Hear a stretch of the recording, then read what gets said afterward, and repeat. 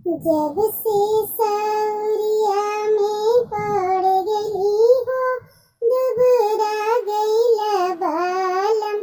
जब से सौरिया में पड़ गई हो दुबरा गईला बालम। कह तू ता इधन अपने अम्मा भूलवती। कह तू ता इधन अपने अम्मा भूलवती। चुप रहा बस करा मत बोला हो दुबरा जईबा बालम। चुप रहा बस करा मत बोला हो दुबरा जईबा बालम। जब से सौरिया में पड़ गई हो दुबरा गईले बालम। जब से सौरिया में पड़ गई हो दुबरा गईले बालम।